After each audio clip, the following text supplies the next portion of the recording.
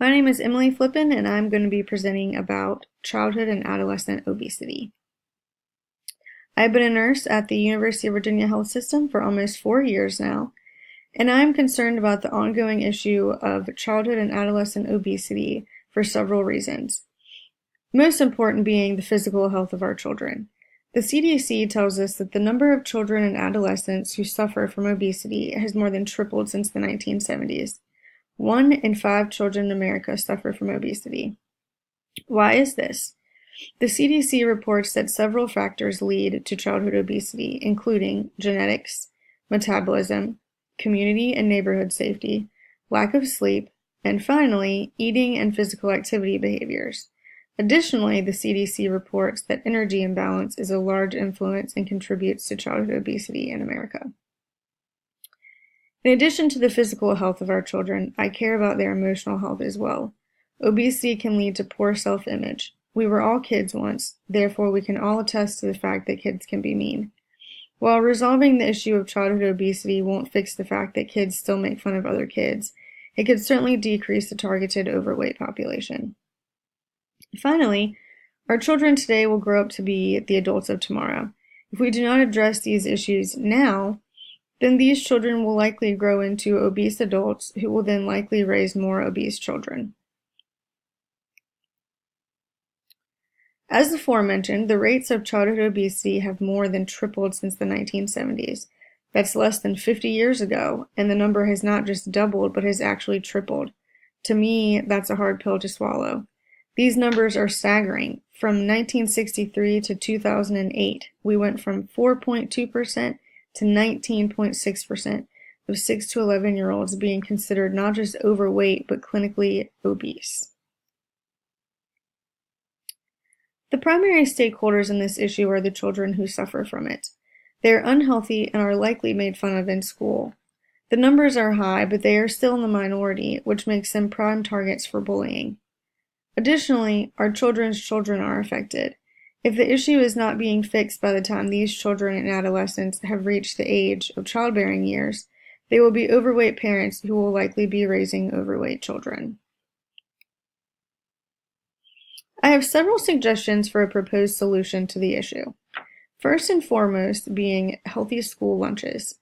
Not just the option of a healthy lunch, but a healthy lunch being the only option. If children are given the opportunity to choose between a cheeseburger with French fries and a soda versus a healthier option, the children are less likely to choose the healthy option.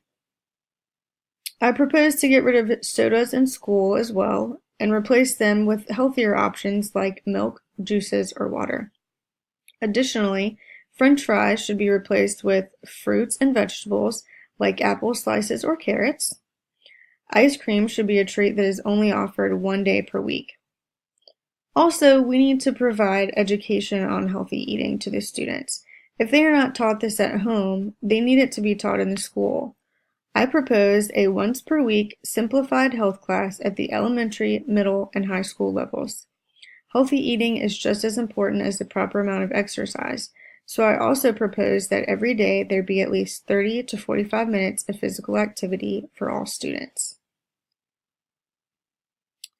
Tom Vilsack writes that improving the meals that children consume in school is key to improving childhood nutrition. He also writes that obesity is our most rapidly growing public health issue. For many students, the foods that they are given for breakfast and lunch at school are the only healthy meals that they get during the day. If we do not provide healthier school meals, many children will unfortunately consume unhealthy food for all 3 meals of the day. Health education has been known to increase students' knowledge and attitudes about health and motivates them to develop and maintain a healthy lifestyle. The CDC recommends that individuals who are ages 6 to 17 years old should engage in 1 hour or more of physical activity each day. If they are guaranteed 45 minutes of activity during the school day, we are ensuring that they get more than half of what they need. I would love to advocate for a full 60 minutes of activity at school. However, I am aware of time constraints due to other core curricula that must be included in each day. A study by Constance Newman, an economist for the U.S. Department of Agriculture in Washington, D.C., found that healthier school lunches that included vegetables, fruits, and low-fat or no-fat dairy products averaged about 9 cents more per meal. However, the USDA announced a new proposed meal requirement, and if it becomes law, then schools will qualify for higher reimbursement rates. The good news about physical activity is that it's free. Giving students more time during recess should not cost the school any more money. There should be no cost to increasing students' physical activity time by adding more time to recess. One could say that some students may choose a more sedentary form of recess. However, if teachers require that students run 2 or 3 laps before they go play their games of choice, students are ensured to get some time of rigorous exercise. My change agent is a county board supervisor for a local county in my state. The name was requested to remain confidential. While the selected change agent is not a school board supervisor, the county board supervisors have influence in decisions that are made in the public school setting. If we were looking at private school changes, we would have to talk to the school board directly because the counties do not affect the private school decisions. Meeting arrangements are currently being detailed by the change agent, likely April 14th.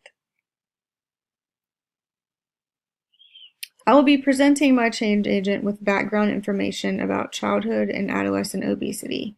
I will be emphasizing the huge increase in percentage of not just overweight but clinically obese children and adolescents in America since the 1970s by including the statistics previously listed. I will then present the importance of the stakeholders, being today's children and tomorrow's adults, and stress the importance that if this issue is not addressed now, it will continue to be a problem in the upcoming generations. I will explain my proposed solution along with the estimated costs and then seek feedback and thoughts from the change agent. Thank you.